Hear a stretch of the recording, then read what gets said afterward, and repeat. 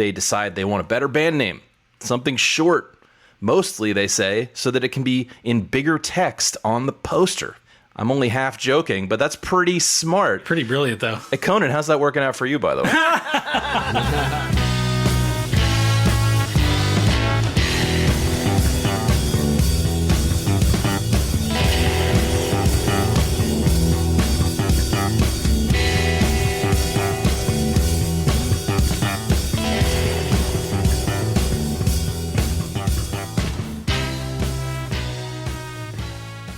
Welcome to 1001 Album Complaints, the show where lifelong friends, musicians, and guys who show their love through pointed barbs and chucklesome taunts tell the backstory on the most influential albums of all time, as chronicled in Robert Dimery's book, 1001 Albums You Must Hear Before You Die.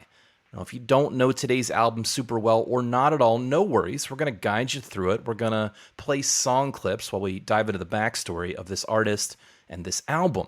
And along the way, we're going to be breaking these songs down musically and culturally to offer you both our praise and our nitpicky complaints as musicians. And at the end of all that, we're going to vote on whether this album is really a must-listen before you die. Now, if you're a regular listener, thank you and welcome back to the show. But if you're new to our show, let me give you our standard disclaimer. We're musicians, you see. We understand how difficult it is to make truly great art, and we come from a place of love and respect for the craft, but we also enjoy nitpicking and complaining, as the title of the show suggests. We're not super fans, but honestly, even if we were, we'd still enjoy laughing about the way our favorite music got made. So the bottom line is, we shan't be treating this artist or this album with any particular reverence.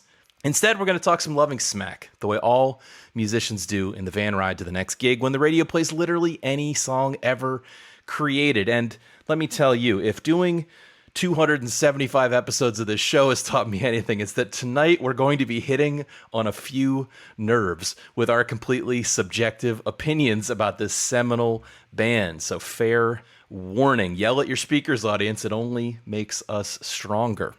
My name's Rob. I'm a guitar player with decades of experience playing, writing, and recording music, and I'm here tonight to walk you through the story of a band that walked a real tightrope, a razor's edge, if you will, of being in the scene but not of the scene.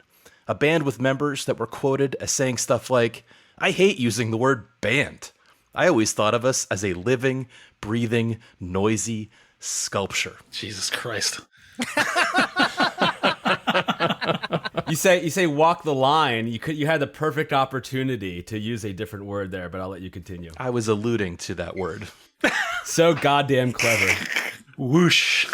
And all this was going on at a time in London when music was being reinvented right before our collective eyes. So fast you could have easily missed it. Of course, I am talking about Wire, a band who by their own admission are, quote, intelligently moronic.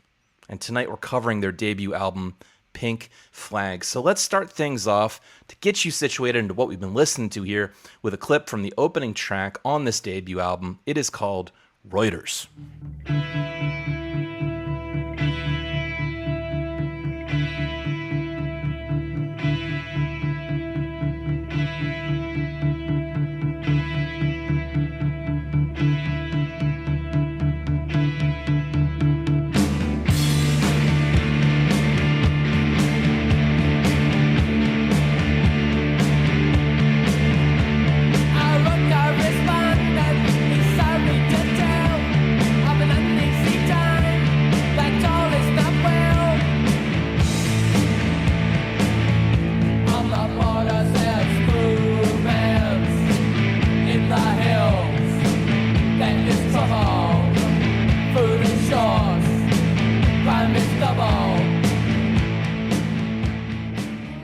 And with that clip out of the way, you now have a sense of what we are dealing with here. We are going to introduce our panel of complainers for the evening by way of an extra snarky, extra mean tweet-length review, and I am going to send the microphone first over to Allan. Thanks, Rob. At an average of about 1.5 minutes per track, every song on this album leaves you wanting more of literally any other song from any other album.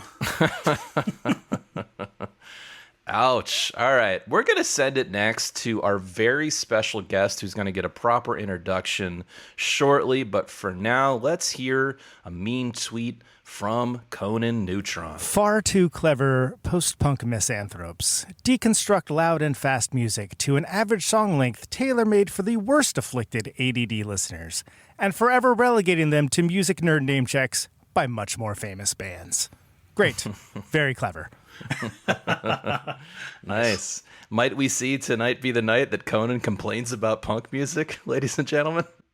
Even briefly? Stay tuned. Let's send it next to Marty. Thank you, Rob. I have one that I just made up real quickly based on Allan's comment on this album's brevity. Like Allan, this album finishes quickly. Oh!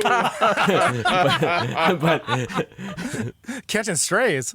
here's my real one. In modern dating and relationships, a pink flag is a subtle warning sign or mild quirk that sits between a green flag, which is good, and a red flag, which is a deal breaker. Similarly, in music, today's album, Pink Flag, sits somewhere in the middle of Black Flag, which is good, and Anti-Flag, which is a musical deal breaker. All right. I got to research to get that joke over the weekend, Marty. You got to look up Anti-Flag. Yeah. It's emo.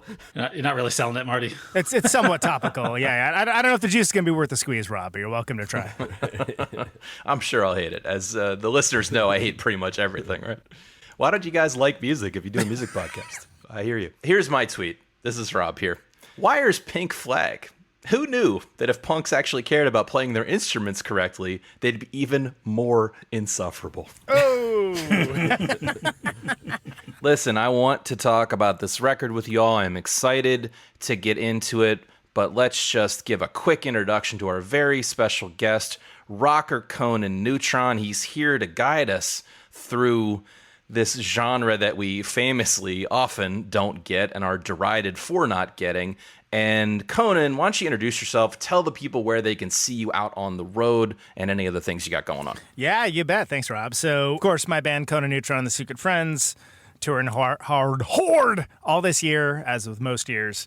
But we are doing San Francisco, Sacramento, Eureka, the land of the Redwoods, Portland, Seattle with The Null, which features my ex-bandmate Jacob from Victory and Associates. We're doing all those dates with them. And then we have the Caterwaul West in Los Angeles, November 4th and 5th. We're playing on the 5th with Mike Watt. And then Detroit, Milwaukee, and Minneapolis, the 11th, 12th, and 13th of September. There's a few more things coming up as well, but if people go to neutronfriends.com, that's probably the best place. Otherwise, all these walled garden social media things, I'm on all of that. And I've been on I was almost going to say podcast tirade, but that's a different kind of podcast. That's tonight. A Mad Terror podcast before leaving. That includes, I had Blog Dolly of the Dwarves on just the time of this recording. I had Michael Hampton of Parliament Funkadelic, the guitarist for Parliament Funkadelic on, and Dave Ketching from Rancho de la Luna, Eagles of Death Metal, Queens of Stone Age, Earthlings, so many more. He's coming on shortly as well. So plenty of stuff in the old Protonic Reversal feed for anybody who's interested, which if you're into this show, as you've been so kind to point out, I think almost every time I've been on the show, is that there's definitely a lineage of music nerdery that would appeal to you with that. ProtonicReversal.com. There's a Patreon. It's $1 a month for advance access. Patreon.com/Protonic Reversal. You just get the episodes sooner. I balance that as well as being out on the road way more than most folks. Conan, thanks for lowballing us. Right. $1 a month. It's the Bernie Sanders model. I'm the Bernie Sanders of podcasts. Bernie Sandals, the shoe mogul. yeah, Bernie Sanders. Yeah, exactly. Conan is out there doing the Lord's work, both on Protonic Reversal, his podcast, where he's interviewing these luminaries of the indie world. He's so passionate, right? The passion comes through with every word Conan speaks. I'm sure you can hear it. So if you care about such things, and frankly, if you're listening to us, we know you do, go support people who actually do things. And even better, see Conan live. Because if you've ever gone to see a band and thought they didn't really give enough energy, they didn't sweat enough for me, I assure you, Conan will fulfill all those urges and more. I will say, when we were out with Red Cross this spring, I did run into a couple of people that recognized me from your show, which is hilarious to me, in a good way, in a way that's shown how much your show's grown. But it's like, really? That's you know me from that? That's rad, man. That's so great. It's kind of neat. This is a lot of these were in the Deep South and stuff like that. Internet. Who knew? It can connect people. Oh shit, we have fans in the Deep South. We might have to stop talking so much shit. Yeah. Maybe I heard that Allman Brothers episode. Maybe not so much anymore. Yeah, I was going to say, were you in northern Iceland? Because that seems where most of our fans are these days. Well, Conan, it's great to have you back on the show to walk us through another, I think, a record in your wheelhouse, but I suppose you're going to tell us about it shortly. But first I want to hear from one of the other guys. Allan, what was your week like? Yeah, so I have heard of Wire. I don't know if I'm going to take a credibility hit to whatever extent I had any to begin with for not being all that familiar with this group. I had heard of them, one of those groups that you're familiar with, but I hadn't really done a deep dive, hadn't really heard any of their music that I can remember anyway. And I came away feeling like it's very obvious. I mean, you don't have to take it from me, the amount of people who reference this band and this album as an inspiration to them. I think I saw a quote from the aforementioned Mike Watt saying he's not even sure what Minutemen would have sounded like if it weren't for this band. So they cast a long shadow over the shape of punk to come, the sound, the ethos, all that stuff. And I will give them credit, like Minutemen, certainly, for being super economical, succinct, because I don't think these songs should be a single second longer than they actually are. And there are some solid moments. We'll get into some of it. If I'm being honest, though, I did feel like from a purely listening perspective, I felt it to be a little painful at times. And I came away feeling like for being 35 minutes, it felt like a pretty long 35 minutes. But that's with there being a few moments in there that I did like, being mindful of what this led to and the sound that may have created. But just in a vacuum, purely listening to it, I found it a little bit of a grind, personally. I'm similar to you, Allan, in the sense that, and I said this last week when we announced that we'd be covering this album, it's one of these bands that I have known the name of for a long time. And weirdly, because we do the show, I've not listened to them so that I can give you early impressions. Do you know what I mean? That's how the show has affected my personal life. I think I've mentioned that a few other times. So this was my first listen to the band. I have plenty of positive things to say. I do think they're very ahead of their time. I think a lot of the material grew on me. I think learning about them and doing the backstory and the research, you're going to maybe understand more as we go into it. It's a little bit of a mixed bag for me. They're pretty pretentious, would be the bad way to say it, but they clearly have an ethos and ideas, and they're trying to do something different. And I, of course, can appreciate a lot of those things. Of course, the economy jumps out to me, Allan, that we constantly complain about songs going on and not justifying their length. I think in general, they avoid that problem admirably. Yeah, and to the point where it gets to when they do a 3-minute song, it almost feels like it's fucking November Rain or something. You're like, all right, let's wrap this shit up here. To be clear for both dilettantes as well as experts, this is their first record. So the very first record. Personally, my favorite one is Chairs Missing, the second record of their three, the ones that are held up the highest in music nerd camps. Pink Flag, Chairs Missing, and 154. They also recorded a record, decided they didn't like it, and then they threw it away. And then they later, in 2019, because they've stuck around, got kind of crappy and ill-advised, broke up, came back, put out a banger record in the early 2000s that was really, really great, made a bunch more records, and they actually went back to that record, and they finish it up, basically. It's called Change Becomes Us. It's quite good. But I say that as a big fan, showing my hand a little bit here. Top 10 favorite band. But that said, everything that you guys have said, I'm like, yep, I get it. I get it. Yeah, so I took a little bit of a sample of their later works, and I was, after listening to this, and I was like, I think I like all of these better than this album. I get it. For me, it just kind of fell flat on a few different levels. Musically, the songs are very simple. Nothing complicated going on. Tone-wise, there's some good guitar tones in here that they kind of just murder to death throughout the album. Lyrically, it's not Stone Temple Pilots bad. You lie! It's not overly interesting. But the one thing I did hear is the influence. And when you said Minutemen, I mean, it's almost like the format was lifted from these guys and put on like double nickels on the dime or something like that. You can hear it. And there would be one of the first ones to say Wire, pop group, and Creedence. And that gets you Minutemen. It's important to note in the influence, too, Michael Stipe of R.E.M., huge fan. Lots of Britpop people. Graham Coxon was a big fan. Elastica was definitely a big fan. I'm sure we'll get into that. Like Husker Du, like all of those luminaries. And it's one of those ones that this is a High Fidelity. You guys know High Fidelity, of course. Everyone who listens to the show knows High Fidelity. A bunch of insufferable music critics. You think we don't know that? It's almost the pitch for this show. I know. Wire, and especially Pink Flag, are a high fidelity kind of band. And what I will say before we really get into it, I think there's an economy of motion, a minimalism that's really off-putting when you first listen to it, in a way that certainly rewards repeated listens. But even like with the vocals, there's real efficient phrasing, everything's very matter-of-fact, rhythmic over-enunciation, what have you. And rather than their contemporaries Gang of Four, which, say what you will about Gang of Four, like they grooved really hard.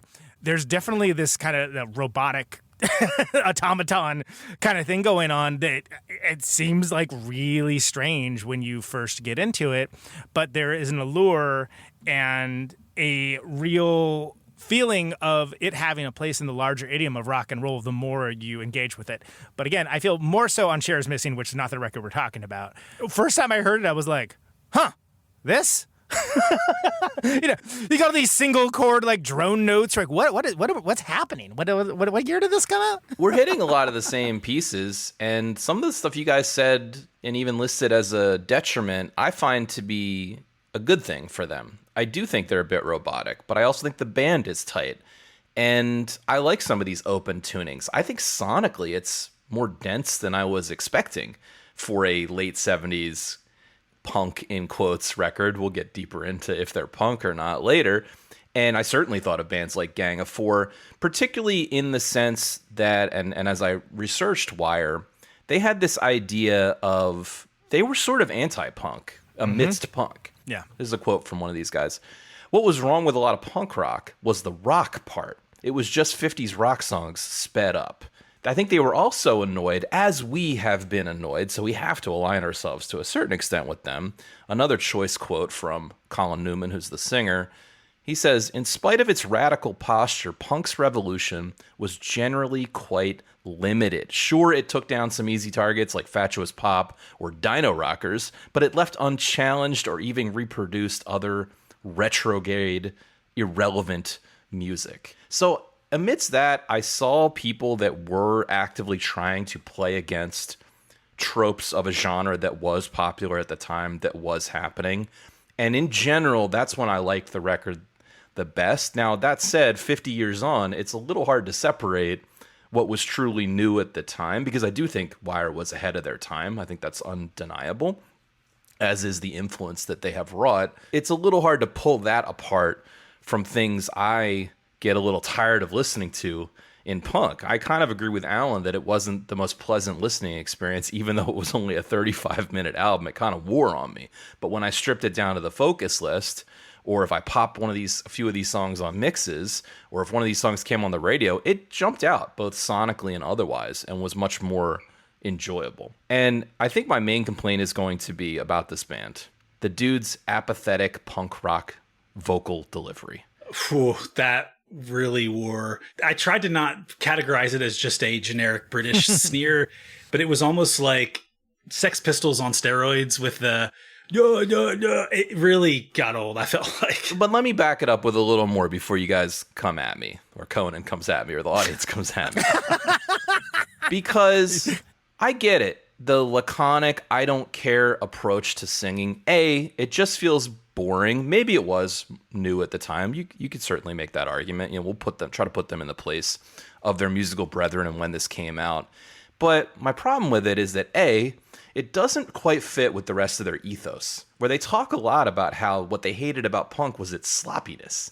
They wanted to actually be punchy, economical, but also play well and execute well. So that doesn't quite fit to me. And two, I just have to be honest, this guy as a vocalist, he doesn't jump out of the speakers with the life and energy of a guy like Iggy Pop or a guy like Johnny Rotten, right? I might have issues with some of their vocals, or we could dissect that, but they, and I think the record will show from our show when we talked about those people, they're undeniably compelling, and I didn't find that. And charismatic.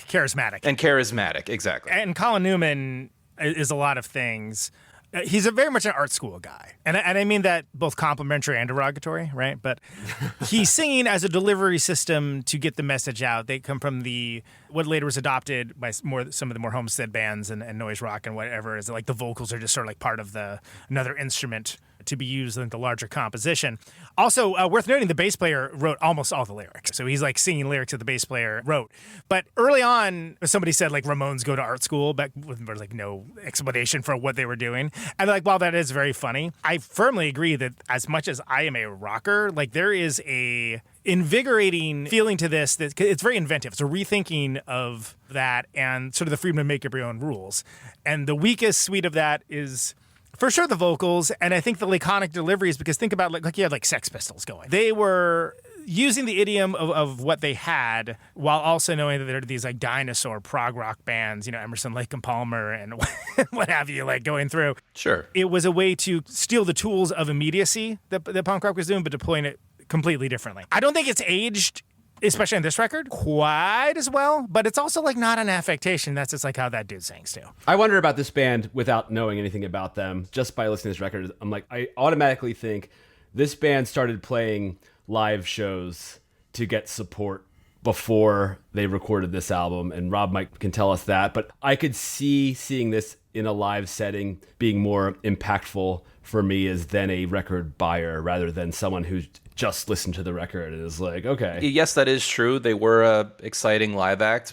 They didn't spend a lot of time as a band before this, so that might support what Conan's saying, that they continued to mature both their sound, maybe even the guys' vocals. I didn't dive too deep into the rest of the catalog.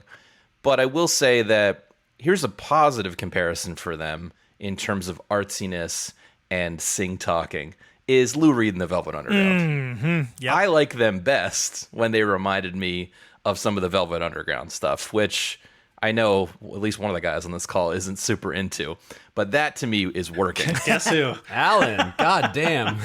What's wrong with you? One of the things I really find, even with this early work of Wire, is that Colin Newman has a great way of sort of bending a phrase into a strange little vocal hook that at first you're like, that's weird. Why did he do that? And then later on, fifth or sixth time, like, wow, that's really cool. But also the difference between somebody just hearing it for the first time and someone listening to it obsessively. Yeah, it grew on me. I have plenty of nice things to say about it. I don't think it's a perfect record. It is one of these records where the hype is hurting it for me, because you hear it's what I get it. Every human that wants to talk about this record thinks it's the greatest thing since sliced bread.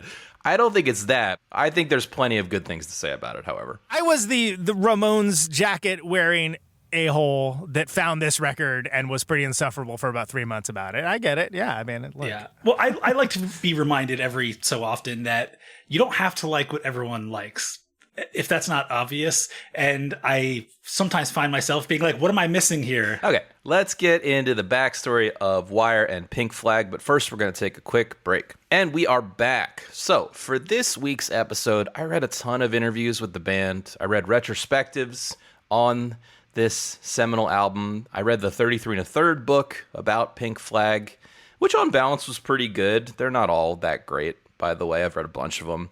But I can't say it provided any real narrative. It mostly, as a lot of the material on Wire, it gets deep on the ethos. So that is a big part of the story. They are a conceptual band, I think, at their heart. But let's talk about where a few of these guys are coming from and how Wire gets started. So Wire was founded in London. Quickly, their ethos came to be something like, punk is in danger of growing stale. We're taking it to strange, new places. Did they take it there? Our story, combined with incessant complaining, seeks to provide an answer to that question. Now, we've already been mentioning some of these names, but let's just start with a rundown of the band members of this proto-anti-post-punk group. First, we've got Colin Newman, who's the vocalist and one of the guitar players. We have Graham Lewis on bass. We have Bruce Gilbert on guitar. And we have Robert Gray a.k.a. Robert Go-to-Bed on drums. One of the great punk rock surnames, in my opinion. Indeed. So let's start with the oldest member of this group, which is Bruce Gilbert. He's born in 1946, which right off the bat you may notice is a little old for the punk revolution of the later 70s. It's like 30. Yeah. It's like a professional athlete. 30 in 1976 is like 60 in like today's years. That's right, yeah. It's true. Yeah, no one's spitting in his mouth at the show. Bruce grows up going to artsy films with his mom, reading anything he can get his hands on. His mother had been a jazz singer, so music's a big part of his young life. But they talk about how even as a kid, Bruce singles out the more idiosyncratic pieces of music, the noises, which he later calls discrete aural objects. The kid is weird.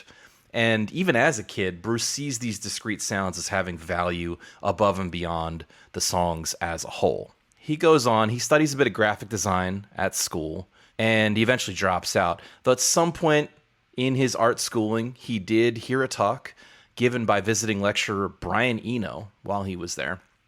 And like the rest of his future bandmates, he thought the stuff that Brian Eno was doing with Roxy Music and later as a solo artist was hugely groundbreaking and inspiring. And it's also worth mentioning that throughout his young life, Bruce was an avid painter.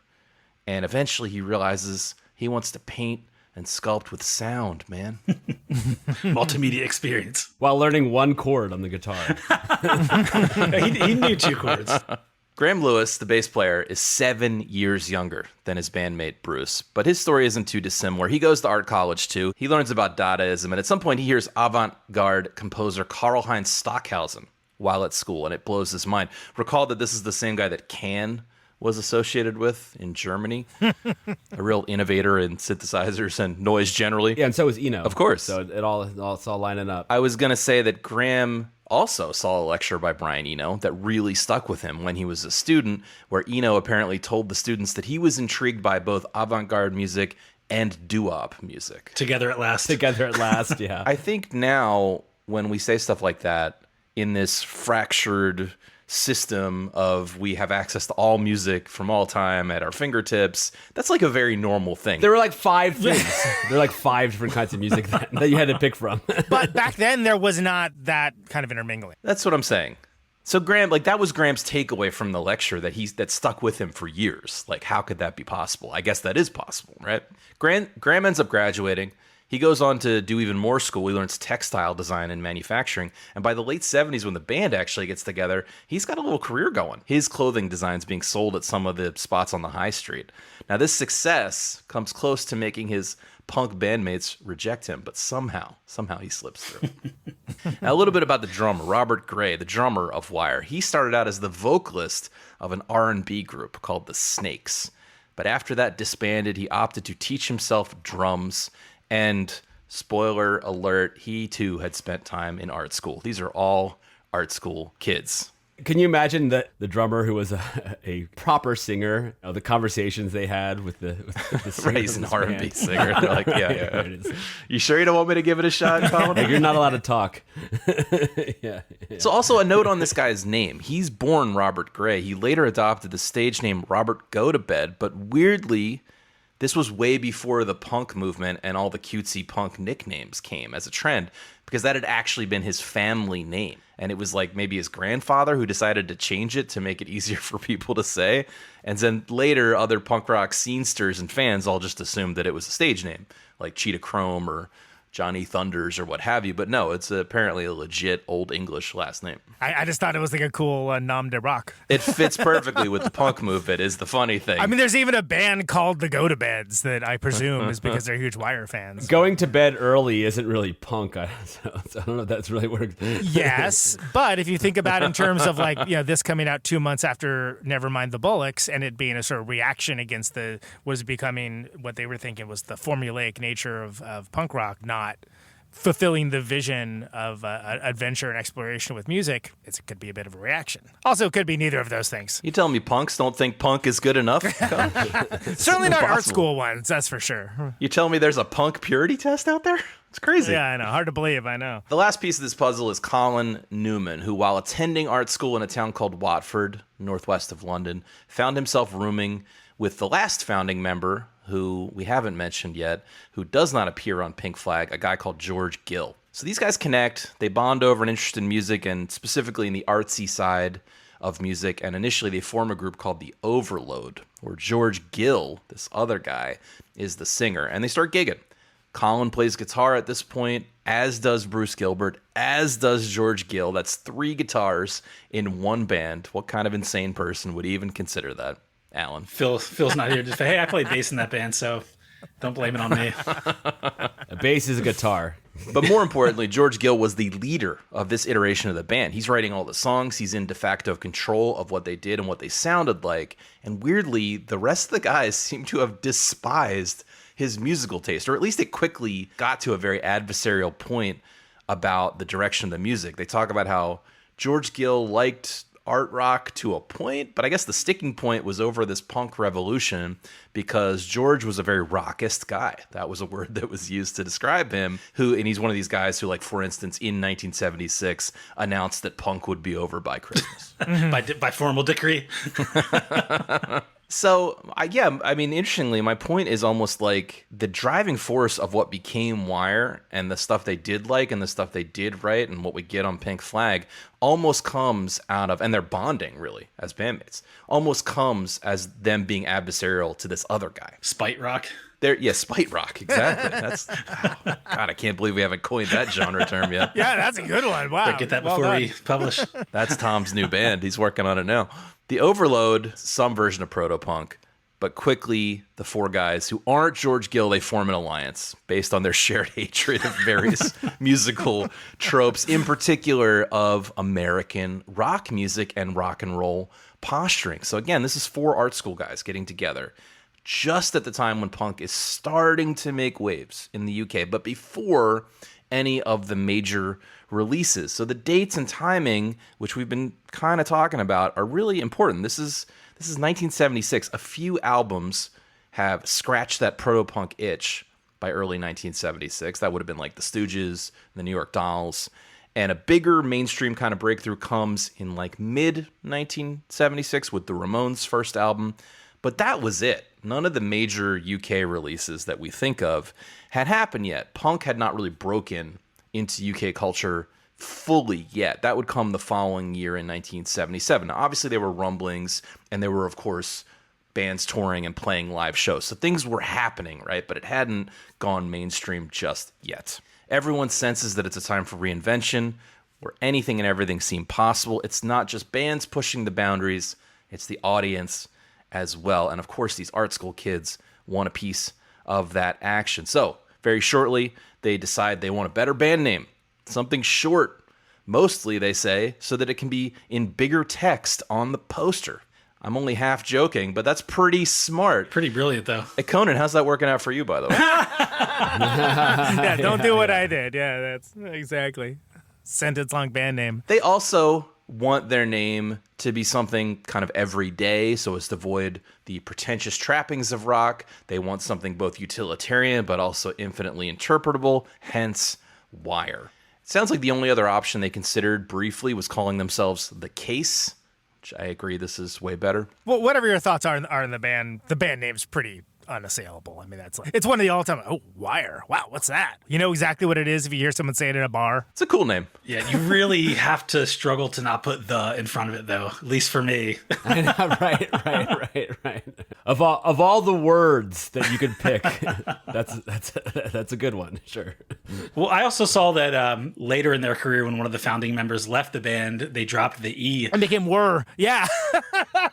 And then I think he came back and they added the E back. Robert Gotobed was like not so into all the synthesizers and stuff that they were doing. I think he called it machine music, and so like he ditched. He bailed, and they became Were for a while. Yeah, which is I think just so indicative of what that band is that they made that decision. I respect that move. It's really funny. It's funny, yeah. Their first show as Wire is in December of 1976. These guys met up probably around the end of 1975. They had that band, The Overload. This is pre-punk, pre all those releases. They changed their name to Wire in October of 1976, and then they start playing shows as Wire at the end of 1976. It's a new and exciting band. They're committed to getting better. They're committed to achieving their punk-adjacent artistic goals. Well, as I say that, 4 out of 5 of them were committed to it because in early 1977, lead singer George Gill had an accident and got hospitalized and couldn't play guitar or gig for a while, and the remaining members of the band instantly are like, we sound way better without this dude, and we should not let him back in the band. End of story. Now, rumor has it that George was stealing equipment from a different band when he fell down a set of stairs at a pub, broke his leg. Fantastic. Karma. Jesus. Instant karma, yeah. Yeah, instant karma. But keep in mind, he's the lead songwriter. They're all his songs, and he's the singer. Right? So they have to quickly reformat, but these guys said that even playing through his songs without him made them better. So they quickly gel. The band changes more or less overnight. They quickly start writing new songs. Colin Newman comes in as now a songwriter. Maybe he had been writing songs before, but not for this band. And he becomes the singer. And keep in mind, right? Again, the timing is important. The Sex Pistols had played London, and these guys were at the show. And the Sex Pistols' first single dropped right about when Wire first started gigging, right at the end of 1976. But Nevermind the Bollocks has already been mentioned, which is the Sex Pistols' debut and really their only proper record. That wouldn't come out until a month before Pink Flag did.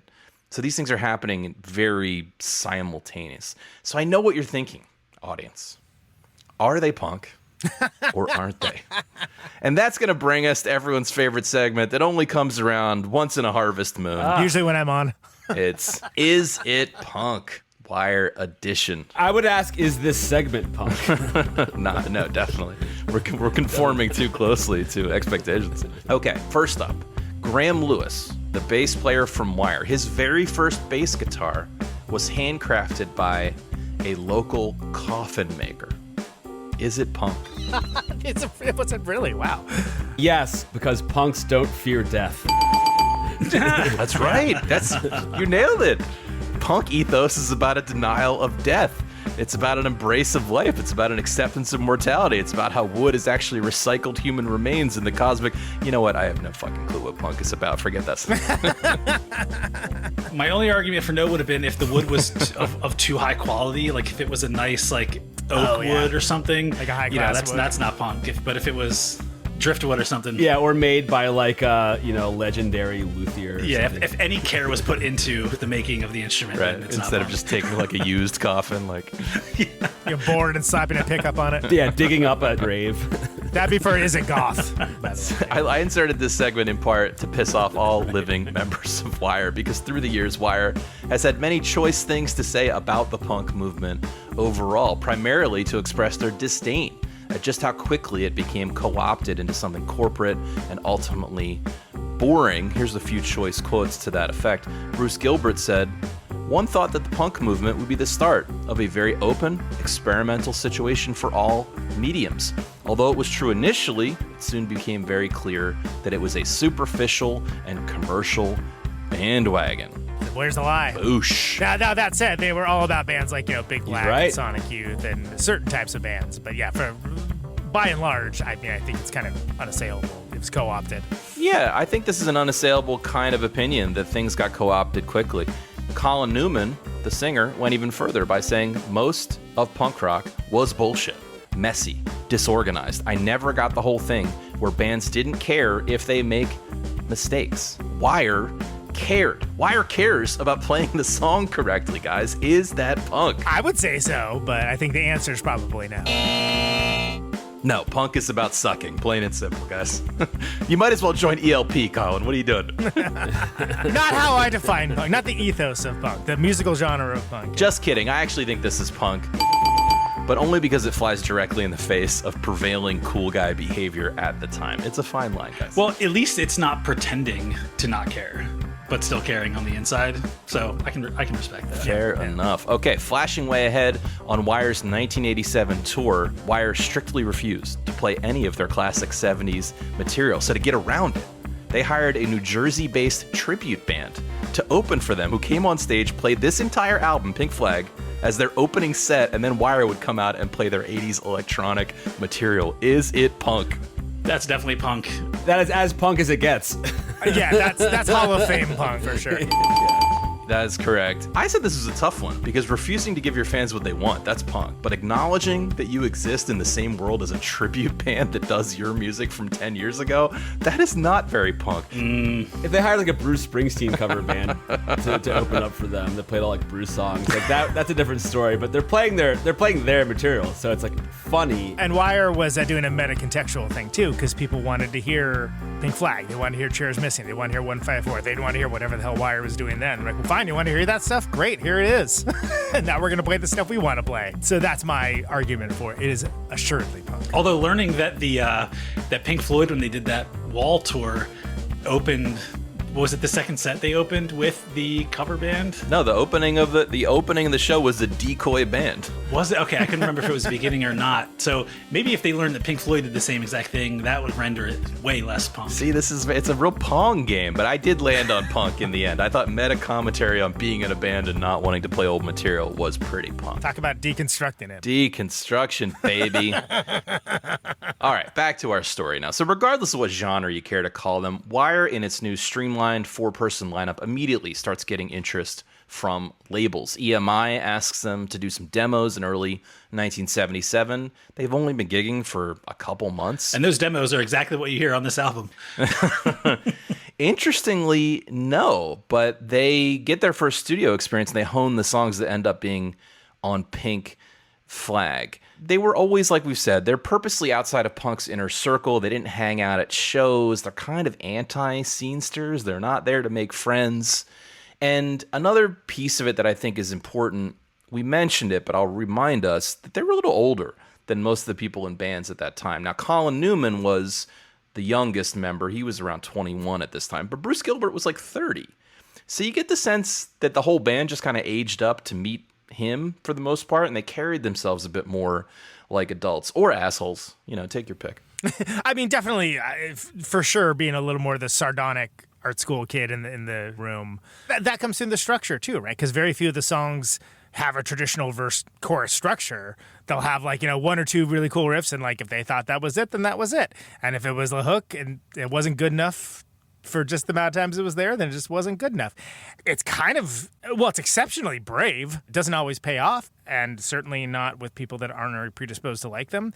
But I think also Colin Newman, there's an acerbic wit that he has that comes through if you like listen closely to what he's singing, that kind of explains a lot of this behavior, which is funny, like being like the punks that are like antisocial to the other punks because they kind of look down on them for doing out of this stuff.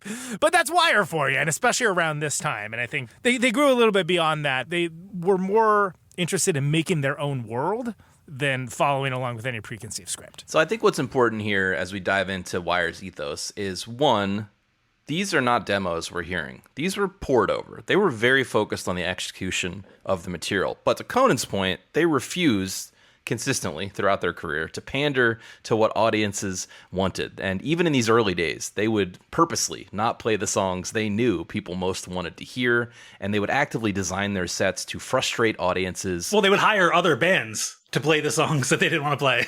But I'm saying even when they're a nothing band, they're almost writing to piss people off, to piss off punk fans. Yeah, they're being provocative, right? Yeah, they're provoking. They specifically hated the so-called punk dance move, the pogo stick punk dance. And so they would be like, anything we play, you should not be able to do that punk dance to it. It needs to be short, it needs to be weird, it needs to be fast, it needs to end quickly. Like, whatever, just to stymie them. And sidebar specifically to that, because it's not on the focus list, but the closest thing you'd probably have to that would be like 12XU. Minor Threat covered it, by the way. One of their most known songs from this. But even then, it's so robotic. Yeah, you can't pogo to it. It's too like it's too robo-rock. Compliment. When I sent the focus list around, Conan, you mentioned that song, and I immediately I didn't know that it had been covered or how well known it was or whatever, but I have to tell you that listening to that song, I was like, oh, this is the boring side of them. This just feels like what other people are doing. It's not one of my favorite songs, but it's just, for whatever reason, one that people really latch onto. When they came back with their big 2000s, hey, we just made a kick-ass record and everyone has recognized that we're a band that they liked and they want to hear short victory lap, they would play that as the encore. People would lose their minds. They're like, yeah, that one's good. I mean, like, whatever, it's fine. There's like 7 other songs on that record I like better, but okay. So in addition to pissing people off generally, especially punk fans, Graham Lewis said there were unofficial rules within the band. No solos, no decoration. When the words run out, the song stops. We don't chorus out. We don't rock out. We keep it to the point. No Americanisms. I heard other people say things like no flabbiness, economy, and immediacy. This is the part of the story that I can appreciate. I mean, we're touching on something that I can respect, even if I'm not in love with the final product. I like the idea of purposely subverting expectations, even when you're nobody. I think that's a very British thing, because I feel like I've heard stories about King Crimson and Robert Fripp being like, you can play, no cymbals on this. To Bruford, one of the greatest drummers of all time, yeah. Right, exactly. I kind of can appreciate the frankness, and I think it is something that might be culturally British that doesn't necessarily fly as much in the U.S. Well, and I also can respect, as someone who is admittedly, and I say this in a negative way, but a little bit of a perfectionist when it comes to creating things or feeling like, oh, is this thing good enough to put out into the world, whatever that thing might be. The idea of who cares, really? And I'm not saying that to diminish these songs, but it's clear that half the songs on the record, it's a riff or two, and they call it a day. And they say, hey, this doesn't need to be some 4 to 5 minute opus to warrant putting out for people to listen to, and I can definitely respect that. They were also seeing punk rock allegedly as a answer to these larger overwrought prog outfits that were just getting increasingly more ridiculous in scope and long solos and what have you. Just get rid of all that. We don't need any of that. Let's break things down to its constituent parts and put it back together. I think you can hear all over this record where you have the minimalism of it. And a lot of things that they were talking about with the Americanisms, they were talking about blues-based stuff. They don't do any blues-based stuff at all. It's all something completely different, which to a lot of people makes it seem like it's from Mars or something. It's not appealing. It's I don't have any frame of reference for this. They mentioned not doing that in one of their song lyrics. Right. Yeah. We don't play C because it's blues. Like that. Yeah. Oh, were they actually talking about specific chords? I have no idea. Because I remember A to the B in my head. I'm like, that's probably all you're actually playing on this song. But they were also in on the joke of doing that too. They were doing it and hey, everybody, check it out. This is what we're doing. This is the part that I respect fully, that you're trying hard to actually do something different. And I think anyone who spent any amount of time making art of any stripe figures out quickly that making something truly new or truly different is way harder than it might seem from a distance. Absolutely. And you got to remember, context is everything, right? Punk rock as the world knew it was only just becoming known, and they were like, we're already over this. This is cliched. This is rote. This is over. Yeah, it seemed like they were being called post-punk before punk was even over. I don't know. I was still a little confounded by that. So now we're at the recording of Pink Flag. It happens in August and September of 1976. Wire, reminder, assigned to EMI, an imprint of EMI called Harvest, that had released a bunch of progressive artsy rock like early Pink Floyd. And they get paired with a producer called Mike Thorne. Now, Mike Thorne's claim to fame at the time was that he'd worked with Deep Purple, which I have to imagine Wire hated. But also later, Mike Thorne's probably where all his mailbox money comes from and why he has a yacht right now is that he produced Soft Cell's Tainted Love. Oh, wow. Oh, yeah. damn. That's yacht money. Yeah, I looked it up. It sold like 1.5 million copies in the UK, and they barely have that many people. But the other thing about this guy, Mike Thorne, he had worked with other bands, too. He'd worked with, the Soft Machine, cooler bands. The other soft. Yeah, I only work with bands with soft in the name. He had been the band's champion at EMI. He got what they were going for. He knew it was going to be really important to work with them in the studio to get crisp and flawless delivery. So he started out with them making those demos. And for the band, right, to Allan's point, they just wanted to go in and play. And Mike said, they were ready to play Pink Flag front to back on the first day in the studio. And maybe they even did. But Mike really wanted them to take a little bit of time, get comfortable, in part because this was a new environment, right? A more sterile, a more intimidating environment for everyone. You got to get used to hearing each other through headphones. And, of course, anyone who's ever thought they sounded good at band practice and then went to the recording studio has discovered... You're playing that? Yeah, recording studios have a way of exposing all the micro fractures in your playing and your timing, what other people are playing, what other people are singing, you name it, right? You hear everything with clarity. And so for sure, when you first go in, especially in your early experiences or your first experience with a recording studio, it's an adjustment for sure. So it sounds like they spent a little time just getting stoned, playing the music, kind of getting them comfortable. Now, I will say that Wire thought hard about not only how to execute the songs, but the order in which they ought to go in. They really came in thinking about this as one long piece, not just an assortment of tracks, which I find slightly hard to believe, I gotta be honest, but fans seem to treat it the exact same way. Start with rape. It was always meant to be consumed as a whole, this album. One other fight that Mike Thorne, the producer, had against the inclinations of Wire was that the band was already in danger of getting tired of these songs when they were trying to record them. They had been moving so damn fast. Part of their ethos was that if something felt stale or one of them said, I don't like this anymore, they just dropped it immediately. They moved on. They wrote more songs. And Mike Thorne's like, can we just, like, these are already new songs. Please just record these? Yeah. We've only got 21 songs. We really need to to focus here. That goes towards what I was talking about, how they had a whole awesome record of songs that they were like, whatever. And they just didn't record them. And then they then they went back to them in 2019, right? Yes, and they're also subverting what it even means to be a song. I mean, we've alluded to the amount of time. Actually, you know what? I'm going to save that for our next segment. So Pink Flag comes out in November of 1977, and that is finally going to bring us to everyone's favorite segment that we're contractually obligated to bring you each and every week. It is Wired by the numbers. So speaking of what we were just speaking about, 101.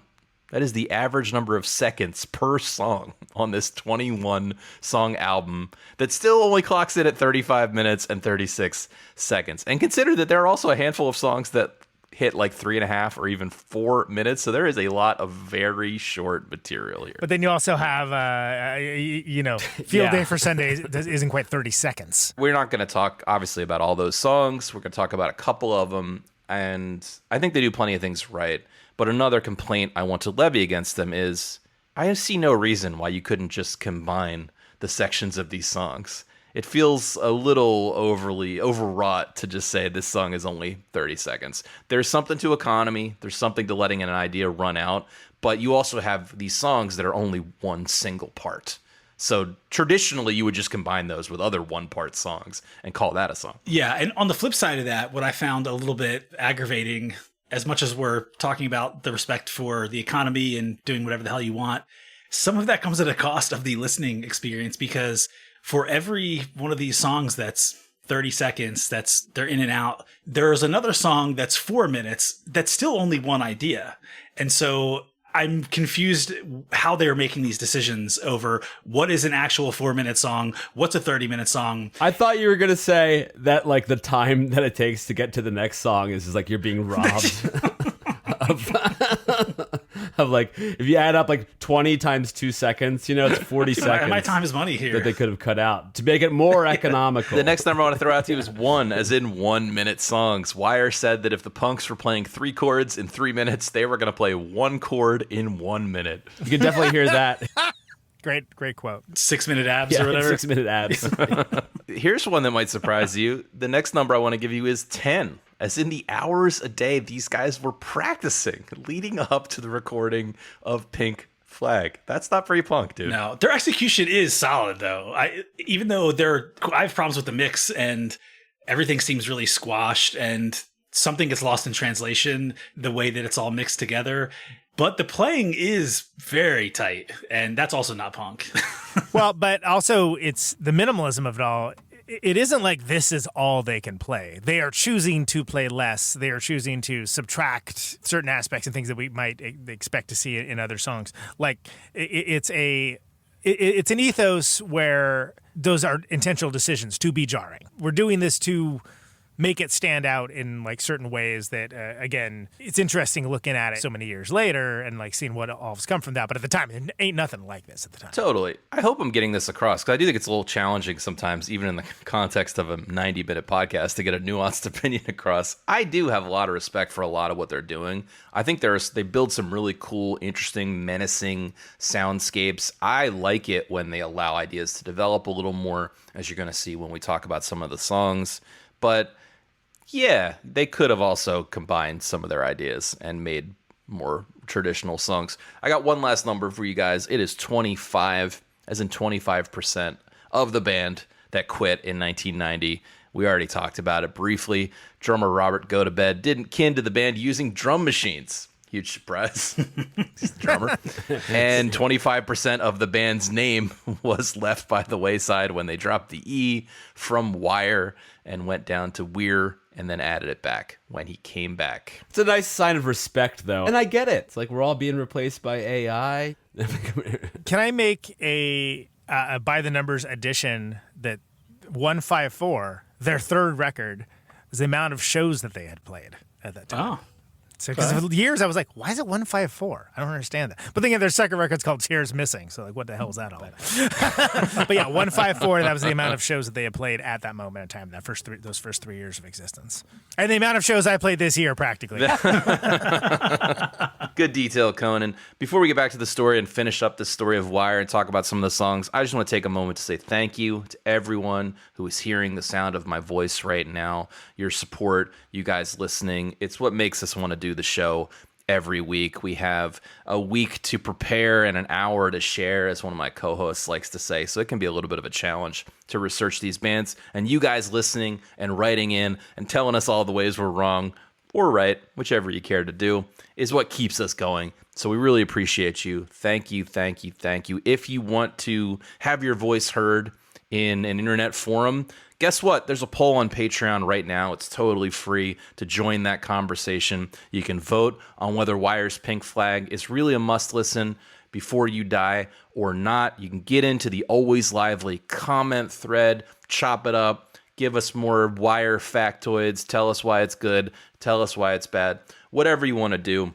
It's all free. It's all going on right now. We'd love you for it. And of course, if you want to support us a little more in what we're doing, $5 a month, we have something like 70 bonus shows over there in the library. We're doing our Glaring Omissions series right now. More bonus shows coming shortly. There's a free trial. We'd love you for that too. But in any way you choose to support us, we do appreciate you. Okay. Back to the story. So, Wire's Pink Flag did not sell well, guys. Shocker.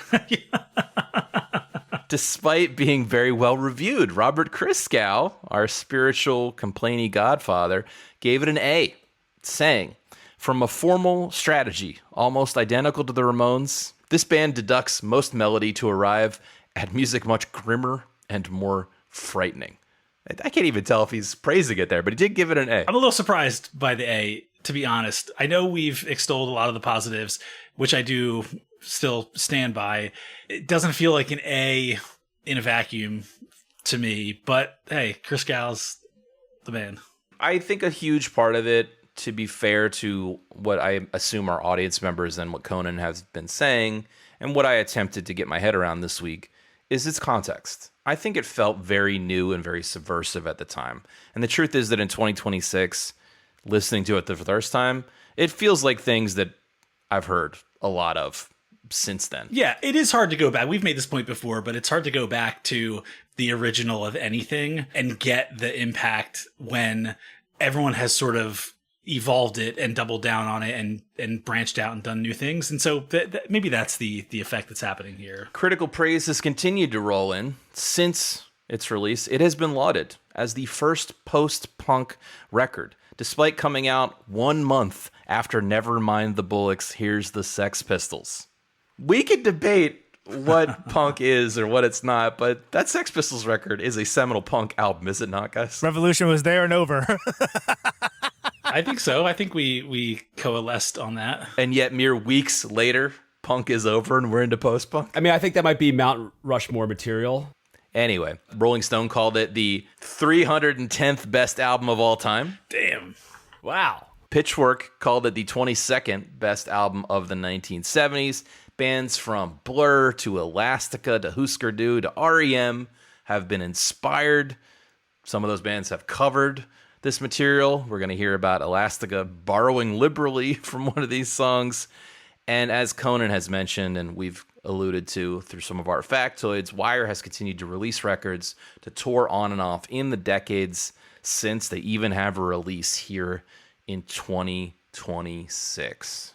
And I'll save it for the end, but some of those are quite good, I will say. And like they have continued to not repeat themselves. They continue to strive. You know, sometimes it's swing and a miss, and sometimes it's out of the park. Just to keep going is impressive on its face. The older I get, the more I feel that is also true.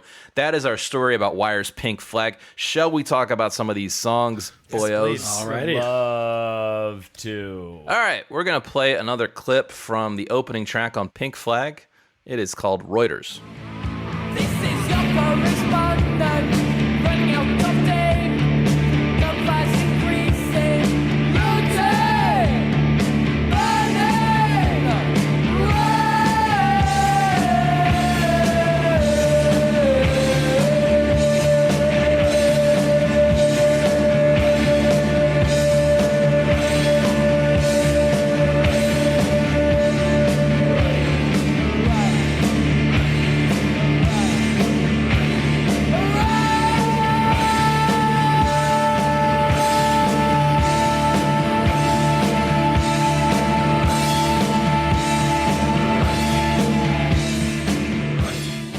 Should be called Rape. Rape. Rape. Okay, look, compliments and then complaints. I like this song. I hear them being patient. I hear them exercising restraint. I hear them building a vibe. I think it's very successful. The intro is really good. It builds suspense. It's a good opening track. That said, to Marty's point, by their own rules of economic songwriting, shouldn't the song end after like 2:10? Like, do we really need a rape chant to go on for a minute or more? I even read that Colin Newman, the singer, was quoted as saying, nowadays we'd have thought twice about the repeated chant of rape. It was supposed to be despairing, but it sounds a bit too gleeful to me now. Yeah. I mean, because this is sort of like doomsday correspondent stuff, right? Like it's like building like this like apocalyptic dread beginning, and I think all that mood is incredibly well deployed. But like what he's saying, it's almost like being reported as part of the song. Yeah. And I'm sure it's at the time because it was like looting, burning, and then rape, and then it's like rape. It's like, oh yeah, that's. Didn't land so well. It makes it a bit hard to sign off on the song completely, but I do think it's one of the better composed tunes. I think lyrically it's quite strong. I agree. It's got this kind of doomy vibe, floor tom driven drum beat. It captures their intent well, I think. Well said, Marty, because that of the many bands and genres this has influenced, a lot of doom bands like Wire, especially 154 usually, which is more kind of like on the vibier, gothier end. But yeah, no, like there's a lot of love for them amongst purveyors of the heavy. They get menacing a lot. I think that's a good word for them. They get menacing. I think sometimes it veers a little towards like sludgy for my liking, maybe it's just more than I was expecting from this project. But yeah, they definitely capture a vibe. They do capture a vibe in this song. Again, I don't mean to keep sticking on the simplicity. This is one of the songs when I referenced earlier that I think this could have actually been a little bit shorter. It sort of vacillates between two chords, and then there's a little bit of just sort of chugging for a few minutes. It's all right. It wasn't my favorite song of the album, but I do think it was a good tone setter for what they were doing. Rob, you should clip Allan saying vacillates on two chords and then just like interject that. I'll do that myself, Marty. I don't need Rob's help. I mean, I see what you're saying, though. It's like moody. It's sort of mid-tempo, right? You're on the wavelength for it or you're not. But it's almost like the end's almost like an incantation or something along those lines. Yeah, well, but then at the end, for around like 2.5 minutes in, they do start to add a little bit. It's like small, but a little bit of like major key tonality towards the end. It's very short, but I do like when they sort of change it up at that point. And then they followed up with that 28-second song that right after it too, which is hilarious. Yeah. Well, that is weird in terms of sequencing, because this feels more like an epic and a mission statement for them. And you got these evocative lyrics, and then you get something that can kind of only be treated as a joke. I was going to say that Reuters and some of the best material on this, we referenced Doom, we also referenced Goth. It kind of reminded me of some of that early Cure material. Oh, yeah. Totally. Yeah, absolutely. Like when it gets vibey like that, yeah, 100%. Or like Susie and the Banshees a little bit, I think, to an extent. Yeah, who started off a little more on the more punky, aggressive side. But yeah, 100%. All of those are in the same echelon. Wire themselves in the third record went even more down that route than any of the other records. So they would not back away from that, I'm sure. All right, let's move on to the next song on our focus list. This one's called 3 Girl Rumba.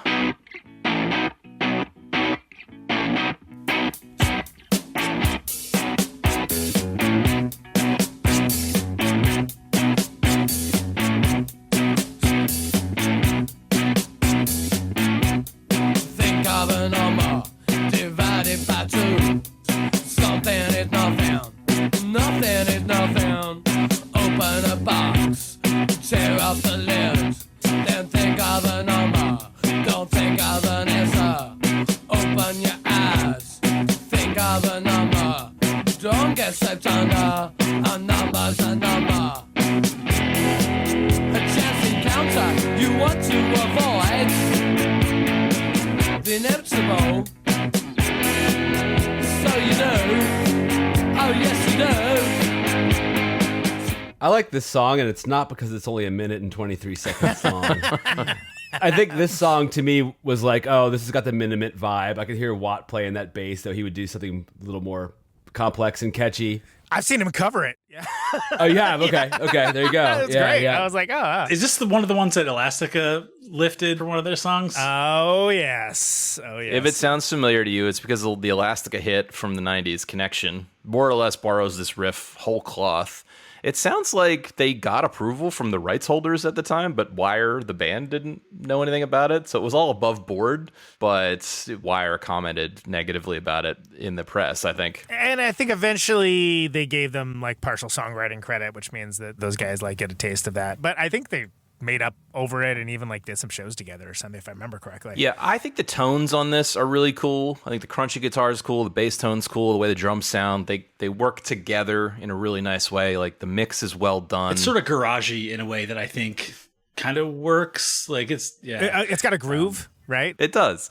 Now to my complaint, which is these are lazy lyrics. Think of a number, divide it by 2, something is nothing, nothing is nothing. That's not deep, punks, or anti-punks, or the fuck you are. It's lazy. I had that exact line written down, and when you mentioned the bass player wrote the lyrics, I was going to ask, is he the one that wrote something is nothing, nothing is nothing? I mean, come on. Well, you guys aren't deep thinkers, apparently. Actually, Colin Newman's to blame for this one. This one in Surgeon Zero. There could be a fairly wide chasm lyrically on the record. I think sometimes they're very evocative, they're very interesting, they're dealing with interesting topics like on Reuters. I'll give them credit. I do think the song is overall a success, though. It's a quick idea song. Like, you're listening to it and you go, I think the ideas on this one are done. And then it's done. So they bring it to a boil. Go under. Then it's over. Yeah, move on. Sequencing wise, because as vibey as Reuters is and Field Day for Sundays, whatever you think about it, completely different vibe and change. I think that's necessary to get to the more groove-oriented 3 Girl Rumba. It's almost, dare I say, upbeat. Right, precisely. Yeah. And then you get Ex-Lion Tamer after that. And so like you have these 4 songs that if you take them out of context, you're like, is this the same band? Like, what is this? But it all works so great in all the idioms that they operate in, and it makes sense within their built world for it. It's almost like this band is not weird enough. They could be a little bit more weird and be more like Devo, or be a little bit more serious. They kind of like ride this like middle thing, which makes them kind of like confusing to me. It's funny. I had a similar note and only because I had seen them tagged with this art rock label over and over, that I expected a little bit more weirdness. And I don't mean for better or worse, or I guess I do mean that, but I didn't form an opinion on that, but it was less weird than I expected because of that. Yeah, I mean, this is also like the post-punk like dance hit. it's like this does a thing that is great. I think it's a complete earworm. I'm never sad if this comes on like random or whatever. I'm always get kind of stoked. Well, don't tell them it's a dance hit. They don't like that shit. I mean, it really became one when Elastica basically covered completely copied it. Good for them. And now they get a piece of that sweet, sweet Elastica money. That song was making money when songs made money, for sure. So fair enough. Let's move on to the next track on our list. It's called Lowdown.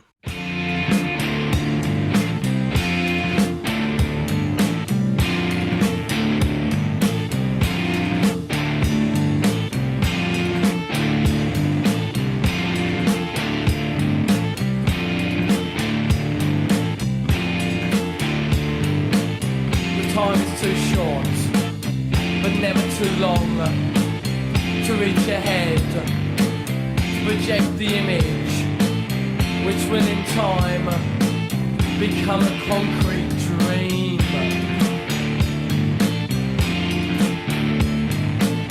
Another cigarette, another day, from A to B, again avoiding cDNA. Where you play the blues.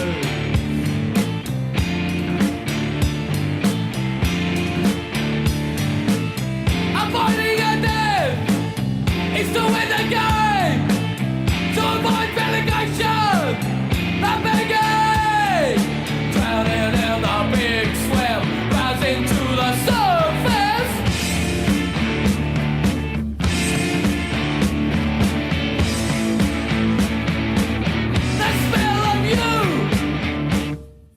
This is my favorite song. I did think it was a relatively close race. I do think a lot of the songs have a lot of similarities. I also similarly had a hard time picking out a low point.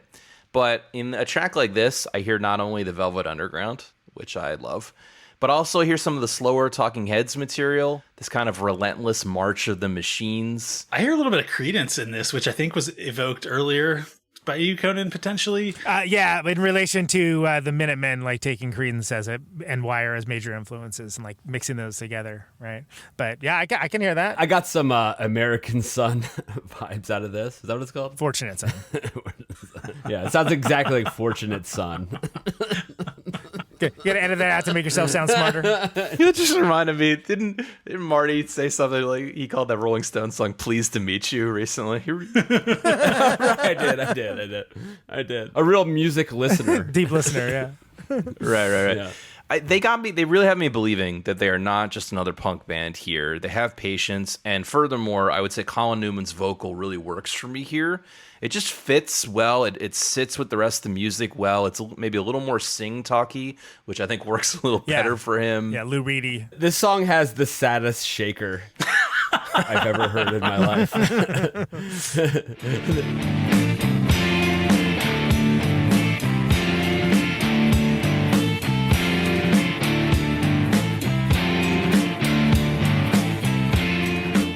I heard the drummer complaining about that 30 years on. He's like, that fucking shaker. I'm so mad about that. Oh, really? Yeah, the shaker comes in. It's just it's so sad. I mean, this is a tension and release song. And that's something that, again, we think of as being just in the toolbox for most bands, but there wasn't a whole hell of a lot of that happening in this genre at this time. It's a dirty grind. But it also there's some controlled catharsis that comes at a certain breaking point, and it's very clever. No, I agree. I think the band gets better as soon as you accept that it's some cross between bands like the Velvet Underground, which are about this slow, menacing train a-rolling, and punk rock, which is about this reinvention from the ground up, stripping rock and roll down, giving energy, giving rebelliousness, right? But punk rock, the biggest complaint I often have, if I'm being honest, is that there's no tension. It just gives you everything instantly all the time. And that just gets really tiring. So I have to give Wire credit for not doing that. Yeah, I think this song rocks, and I think it's a good example of them in this modality that works really well for them. There's more songs like Lowdown later on, in more of the Chairs Missing stuff for sure, and certainly way more in 154. Let's move it right along then. Keep this train rolling over to the title track, Pink Flag.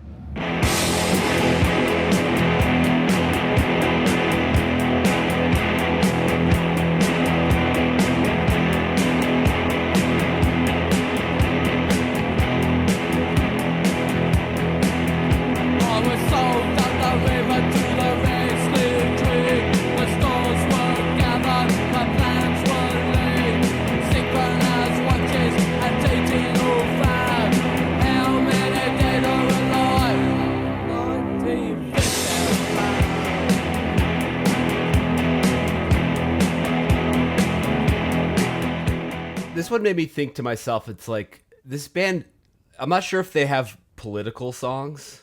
Like Reuters might be considered political. This song has some sort of message which I don't understand at all, but it also might be. It also might be political. I don't know. I don't know what they're doing here with the lyrics. I like the lyrics, but I don't know why. They're very abstract. How many? How many?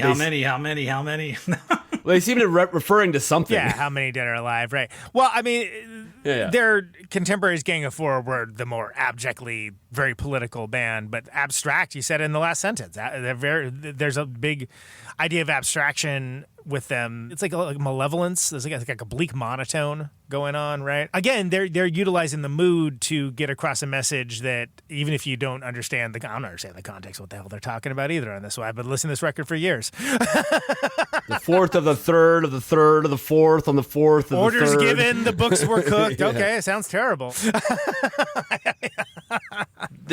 I listed this as my low point, partly for the lyrics, which I think are just nonsensical, but it doesn't justify its length, which feels like the biggest sin for Wire. They run out of ideas like 2 minutes in. They've proven they're completely okay with ending things at that point. And then they go on for another 2 minutes in what I could only describe as rocking out. Yeah, after saying that they don't want that, they do kind of... I know, they're violating their own rules, right? Fuck off for a whole minute and a half. Yeah.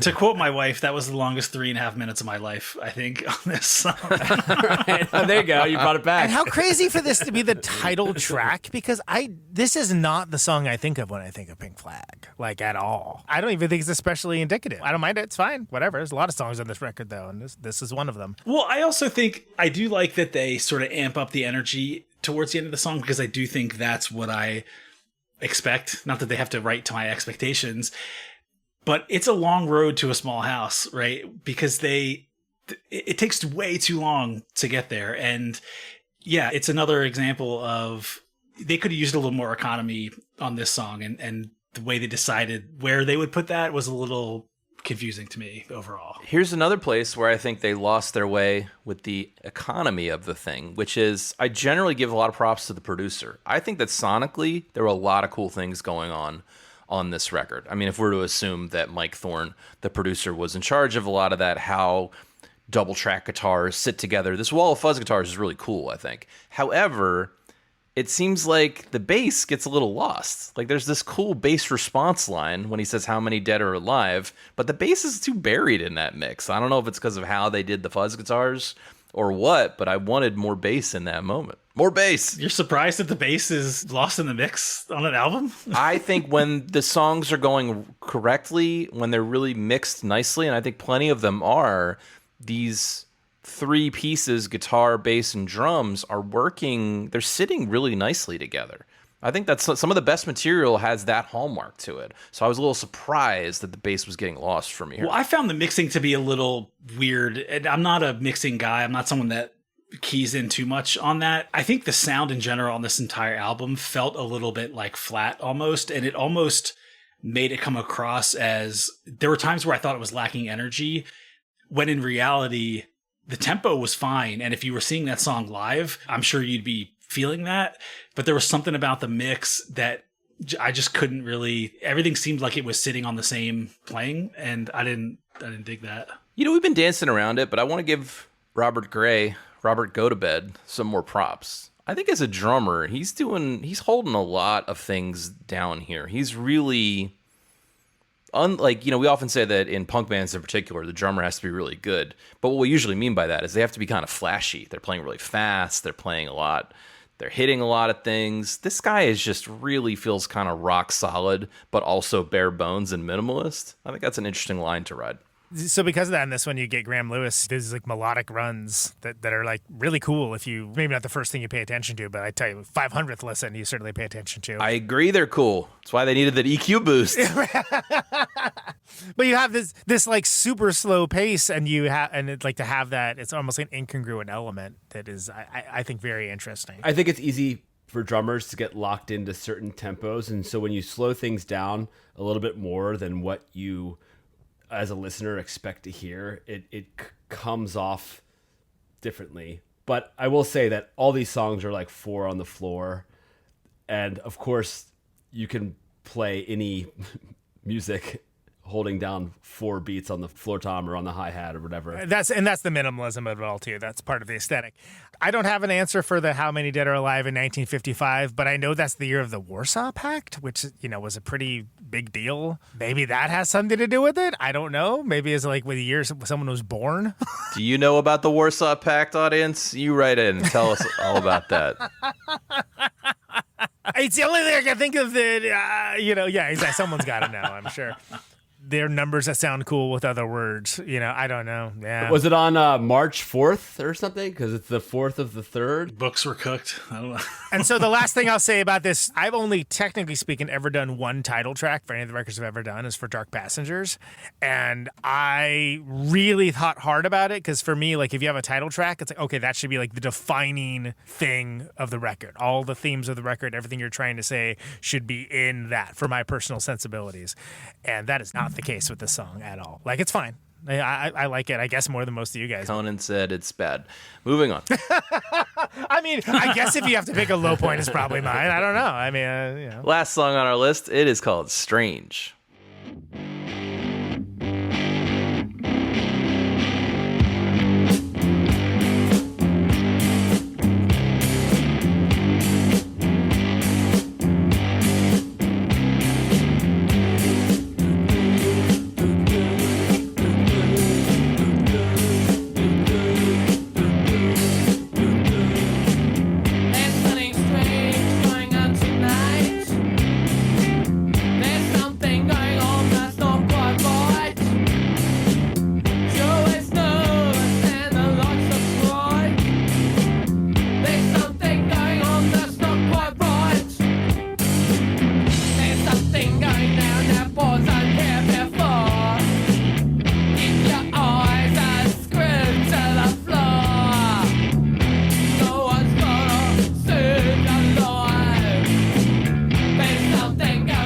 Look, I think there are a few different flavors of songs on this thing. I found the record a little hard to get through all in one punch, which doesn't seem like it's the average fan's experience.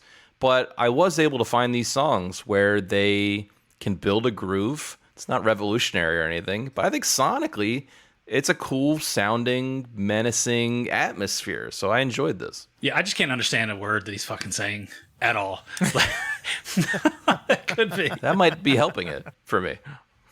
I also like the sound effects. It felt a little more overtly experimental. I guess it's like affected flute is my understanding. Like, I'm like, oh, okay. Nice. Yeah. Convincing a punk band to bring in a flautist, that's an achievement. A flautist, yeah. There's that punk. I don't know. Yeah. Probably the same guy that played the shaker. Colin Newman doing the sort of neurotic rambling, right? The grand tradition of that. And we get a key drop. They were already like, kind of low in the key, and it drops even lower. I think that the moodiness of it works well. I mean, it almost is the equivalent of wire jamming in this era. And that's sort of like the least effective modality of what they do. But I think the song's great. This is also very Velvet Underground to me too.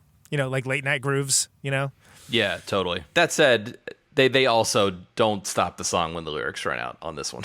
No, exactly. You picked like the two songs that most flagrantly violate that on the vocalist list. 4 minutes is too long, and this is the point in the listen that I kind of start getting fatigued, and I think to myself, it's all kind of starting to sound the same. I can no longer differentiate the songs. When there's still like 8 more songs after that. Are you fatigued enough, Marty, to call this a must listen before you perish? I am going to send the vote on that topic first over to Allan. Yeah, I did struggle with this one, but ultimately I came away with a fairly obvious yes. And sometimes you get these albums where I might not care for it. And I do think I'm a little more, I guess, amenable to punk maybe than the rest of the group is. That doesn't make me any more knowledgeable about it or anything. I can tolerate it, I think, on maybe a different wavelength. That said, I did not care for the music in and of itself, but I do think there was enough that I like, but also the influence alone is enough to put this on the list. I'm glad I listened to it. Probably won't listen to it much again, but I'm glad to sort of know more about their story and you got 35 minutes, so yeah, give it a shot. Excellent. Yeah, it is Wire's only album on the list, in case that was... Which is crazy. Like, because it's like Yeah, for a band that sold almost no records, it's really appalling. Well, just for their influence alone, I mean, you can make an argument for all first three records just for influencing entire genres of music. But Cher's Missing to me is the gimme. That's the one to just sort of tip my hand a little bit. Like, I mean, that's one of my favorite records of all time. Well, don't keep us in suspense, Conan. Tell us your vote. To kind of hammer on that point, you think about like the stuff that they influence. Guided by Voices owes a lot to Wire. Spoon, especially early Spoon, R.E.M., Minutemen, Blur, and then like more aggressive stuff like Big Black, Fugazi, Wipers, Hot Snakes. A lot of my favorite music, a lot of it comes down from here. When you think about the list and being like, okay, I guess you only have one shot to hear Wire, and it's going to be up against, I don't know, fun-loving criminals, right? Okay. I'm having PTSD from that mention. Yeah, it's no Incredible String Band, but it'll do. I think you absolutely have to have a Wire record on it, even if you don't like it, because it again is firing off like what experimental music can be, what the promise of punk rock that was quickly turned into a formula could be with experimentation and things that I think largely they do better on their second record, which I think is flawless personally. But this record, I will tell you, is a little harder to get into, but if you have an interest of sticking with it, it is a really great record that plays as a really great weird record if you're into that kind of thing. Hence why it is unfortunately begrudgingly justified for all the high fidelity mongers of the world to be able to laud it over and over again in a way that you want to get them and be like, ah. Also, apparently, I was looking at my Last FM library because I've been on Last FM since, I don't know, 2003 or something along those lines. And this kind of blew my mind. It's my 9th most listened to record.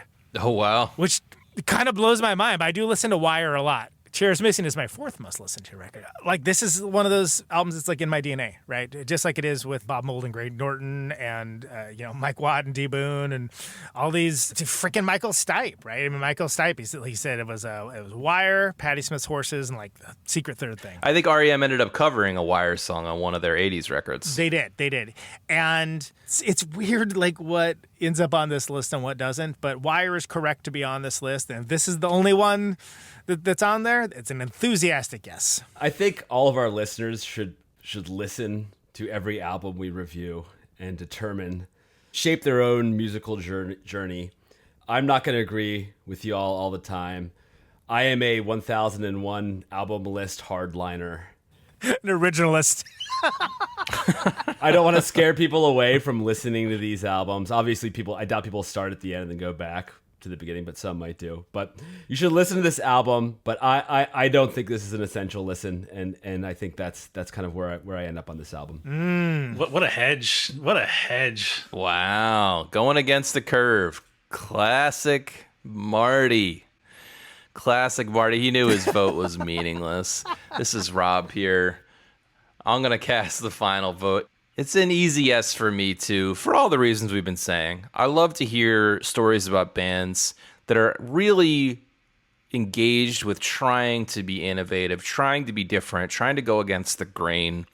And I think you hear that in the music. It's like the other guys. It's not exactly, or unlike Conan, it's not in my DNA. This is not exactly my lane. But I found plenty to like here in the lineage of art rock, whether it's the Velvet Underground or on through the other artsy rock that I like Devo, Talking Heads, early Cure, and all the other stuff we mentioned. So I think this is a must listen. I will probably not be putting it on anytime soon. Maybe I'll check out a couple of those other records that Conan just recommended. I'm open to that. But yeah, I think you have time in your life for this. Make it happen. I love that both you and Allan said you'll never listen to the record again, but it needs to be on the list. But I'm extremely I'm extremely happy that I did listen to it. No, I'm not saying I would never listen again. It's not going into regular rotation, though. I'm just like, I do think this is important, Marty. I think in the same way that you hedged your bet, I want to be clear. The question is not, do I love it? And is it on my personal 1,000 albums of all time list? I mean, I don't know, maybe. If this show has taught me anything, 1001 is a lot of albums. So it is a lot of albums, yeah. It passes the so-called D-Light test. as the that we've spoken about. It's low bar.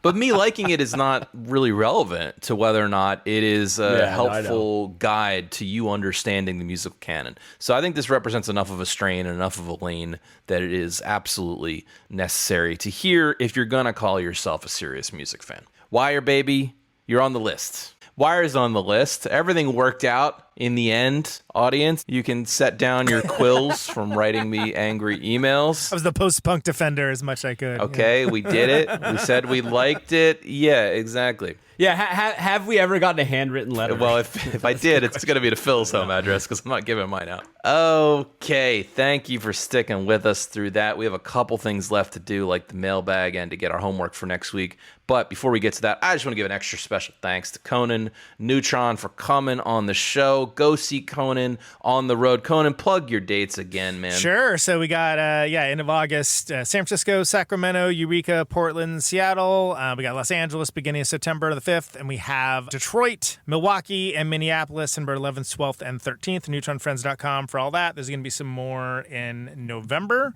as well. And of course, Way of the Neutron, NeutronFriends.bandcamp.com, which you did a special episode on, which I really appreciated. So check that out. On the list. On the yeah, definitely. Yeah, if it's between Wire or us, hey man, Wire can pound sand. It's me, okay? Support this man. Go see him. It's going to be a great freaking night to see Conan live, certainly. Check out Protonic Reversal if you haven't already, if you're an avid listener. I'll be there in Portland. I can tell you, I've given serious consideration of covering a Wire song. And I don't really like doing covers, but I was like, it'd be kind of cool to do a Wire song, though. Just because by its very nature, it's not going to sound like them. You should do the rape one. I'm not going to do that, dude. Thank you. Thank you for the suggestion. Thank you for the words. But then, and one of the reasons why is because it's like, well, with the exception of like the ones that were pulled from the focus list, like so many of their songs are so damn short. You can fit it in, not eat up too much space in the set.